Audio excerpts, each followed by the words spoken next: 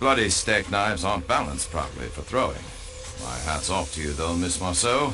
When I saw where it landed, I wasn't about to crawl out there and end up at the bottom of that ravine. Took some nerve doing what you did, and there's no denying it. Hear, hear. So, the improbable differences in the stab wounds is now explained. 2 so-called clues were dropped in the dead man's compartment. Mademoiselle?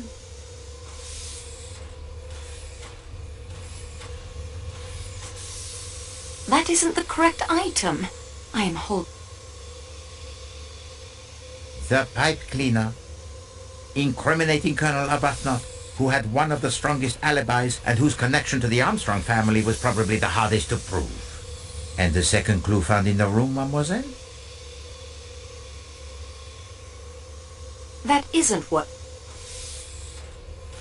The handkerchief, incriminating Princess Dragomirov, who by virtue of her frail physique and the alibi given by her maid and Michel was practically in an unassailable position. Then there was the clue found at the shepherd's hut with the incriminating fingerprints. Do you have it, mademoiselle? With Matteo's incriminating fingerprints on it. Not precisely cricket, you know, Tonio, to incriminate an innocent man. Cyrus could swear Matteo had not entered the Calais coach. Michel informed us the radio was in the baggage car, and I went to put it out of commission. I did not want to destroy the equipment. It must have taken him much saving to purchase. So I only smashed the telegraph key. Signorina, you are a miracle worker for sure. To get the radio working again. I know about these things. That was a stroke of a genius. Stick to the point, Monsieur Foscarelli. With great pleasure. The padlock was just hanging there. I found the snowshoes earlier, and then the shepherd's hut. I was supposed to find a good place for the uniform and the stiletto, and the hut was perfect. But I had to break the lock to enter. All I did was go and get the padlock on the radio crate. I didn't mean to point the finger at Matteo. The other red herring was not a herring at all, but it was certainly red.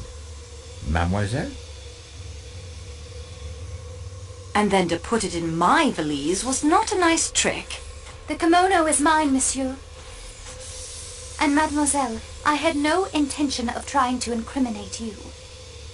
I had to put it someplace, and I thought it would be amusing if you found it there. Ah oui, you enjoy your little games, Countess. Mademoiselle Freebody, indeed. Well, Madame Arden? I always fancied myself in comedy parts. Bravo, Mr. Poirot. Well done. Applause from an actress of your stature is praise indeed, madame. We were all at the house, a house filled with almost unendurable pain and sadness.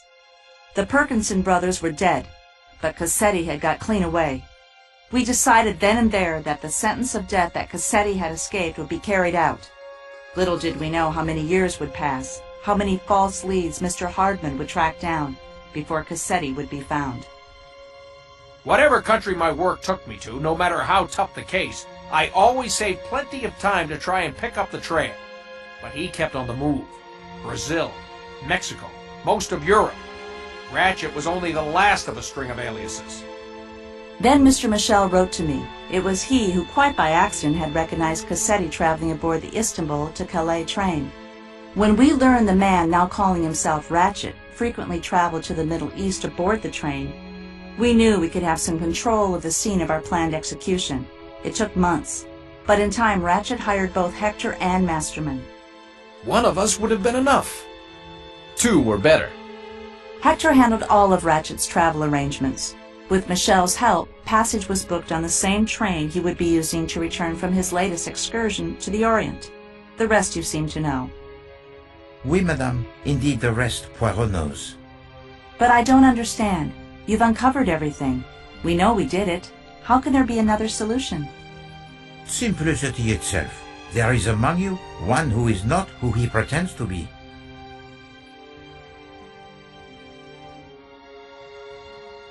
With the help of Mademoiselle Marceau, I will now present you with those clues which fit neither solution so far proposed, and present you with a truth that will surprise even you. I know some of you suspected something was not quite right, but let us now look at the clues that fit neither solution so far. Madame Schmidt says she saw the phantom attendant, but we know now it was sheer invention. Yet we have the testimony of an independent witness who says he saw the non-existent small dark attendant actually getting on the train. Mademoiselle?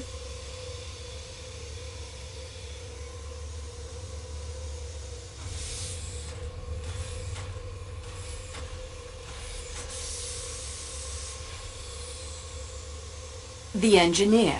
Oui, the engineer while the train was in the Belgrade station. And then there is the crate of Monsieur Ratchet and its unknown occupant. What clues associate themselves with that crate, mademoiselle? The pile of books. Oui, the uniform I think worn by the person the engineer saw. The pile of books mademoiselle believes were useful in the planning of the crime, yet no one has mentioned them. And the fact that the person with access to that key would be in the best position to tell us something of the occupant of that crate. And lastly, there is the little matter of the kidnapping of Mademoiselle Marceau.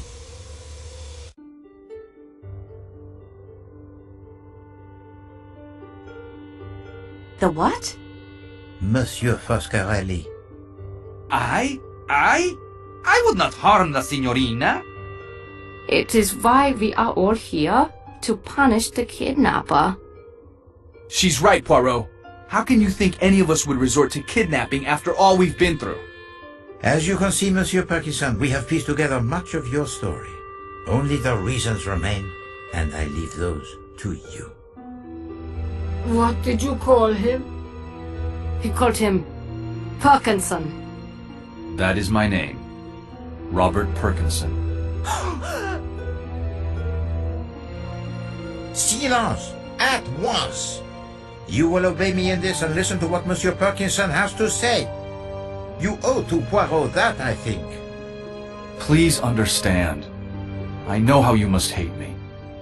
It was my dear wife Isabella, the unidentified woman the papers mentioned, who pleaded with Paul and me as the police closed in to let her take Daisy away. She was sick with grief. Take Daisy away? Cassetti killed the wrong little girl. He crept up while Teresa was alone outside and shot her in cold blood. He was gone again before we knew what had happened. We refused his orders to kill Daisy, you see, so he took matters into his own hands and killed my little girl by mistake. If any group of people could know exactly how my wife felt, you are here before me. And we were afraid. Some accident when the police came. It was unthinkable the little girl should come to harm after we had just buried our own daughter. Some time after I escaped, after Paul had died in the electric chair, and Isabella had identified some John Doe found floating in the harbor as me, I joined Isabella and Daisy in France, where they now lived as mother and daughter. I knew we should return the child, but my wife would have died the day she was gone. The child now answered to the name of our little girl, Teresa, and called my wife Mama. You understood the meaning of the photograph, Mr. Poirot? Your family. You, your wife, and your little girl. And once I realized that, I knew that you could not be Pierre Michel. I then began to consider who you must be. Only one figure could not be accounted for with certainty. Robert Parkinson. Last year, only days after my Isabella succumbed to a cancer that I think grew inside of her since the day of the kidnapping, I sought out Michel. He informed me of the plan to punish Cassetti, a plan that he, despite the death of his niece, never thought he could see through. He showed me the letters Mrs. Hubbard had written to him. He was in a terrible state. He had seen Cassetti. Yes, twice. On this very train. I could see he was not a strong man, and would not be able to face Ratchet. I looked at those letters and asked him one question. Had Mrs. Hubbard or any of the others ever met him in person? His answer was no. I wanted Cassetti dead as much as any of you. He killed my child, and just as surely my wife. So here I am. But, my granddaughter? She has been staying with my wife's sister in Belgrade for the past few days. She came aboard the train there last night, dressed in an attendant's uniform. She changed into her regular clothes and has been camping out, as she calls it. The nuns at her school have kept up her studies, in English as well as French. She is a good student indeed, to have brought all her school books with her on the campout. I told her to study. She has been staying in the baggage car in Ratchet's crate. Last night I took some food from Klaus's kitchen when he had gone off for a moment. And the statue worth $4,000? I dumped it on a trash heap near Sirkeki Station, I'm afraid. This cargo is far more precious. At last, the riddle it is solved, n'est-ce pas, mademoiselle? And with a most satisfactory solution indeed.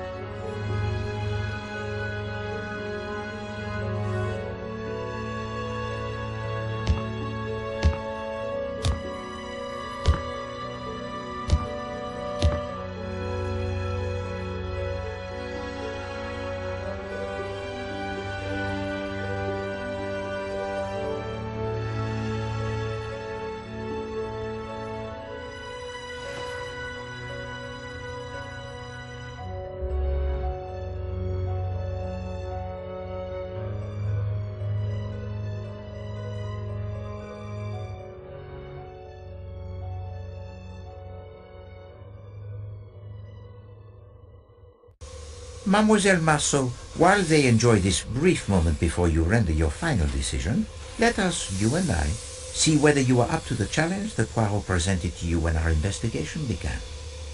Let us check the progress report you have been keeping in your scrapbook. Mademoiselle Marceau, Poirot, he is impressed. You are courageous. You face the dangers without flinching. You solve almost every puzzle that confronts you, overcome almost every obstacle with enthusiasm and good humor. It has been my extreme pleasure to work with you and to match the wits with you. I am sure that with the knowledge you now have of my methods, you could do even better, should you ever find yourself faced with another mystery to solve.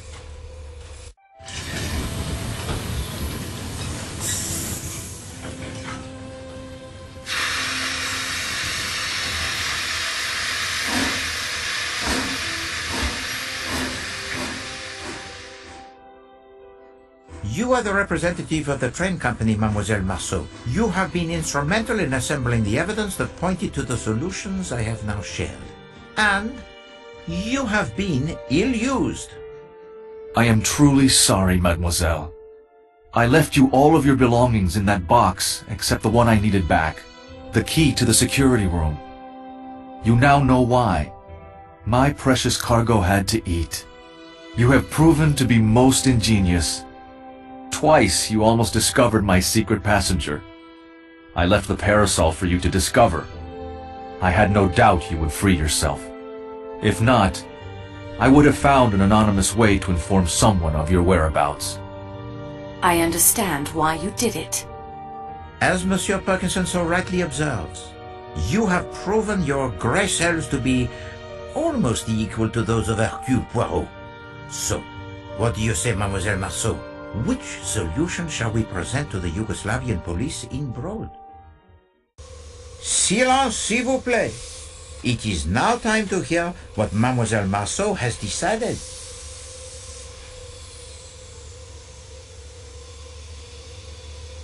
Here are my thoughts on the first solution. It is not the truth, but fits the facts, at least one set of facts, and it will be the simplest by far to explain.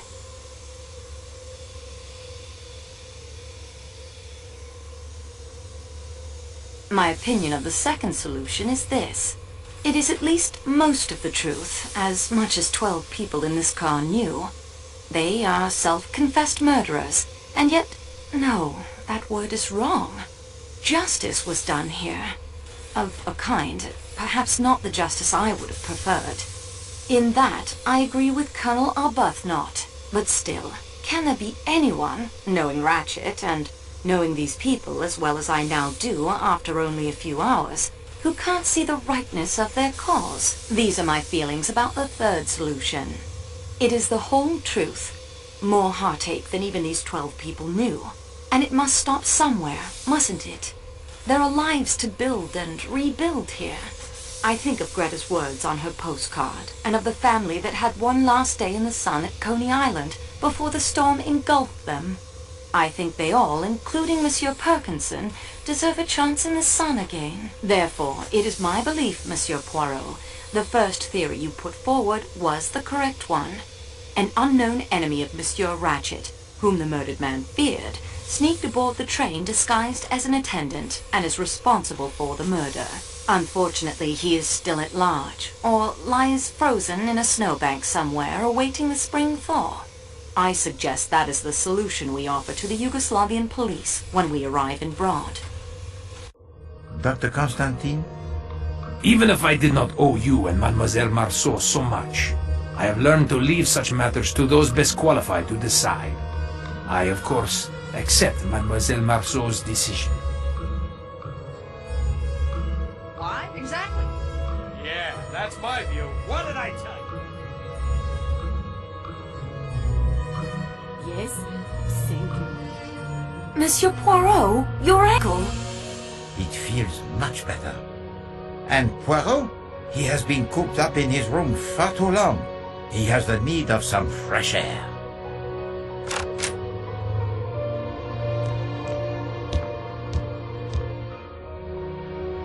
Mr. Michel, I'm sorry, Perkinson. I cannot find it in my heart to hate you. All I find there is forgiveness and thankfulness for giving us back something we thought we'd lost forever. In fact, it seems you are now one of the family. Thank you. Daisy, child, my dear, I am your grandmother.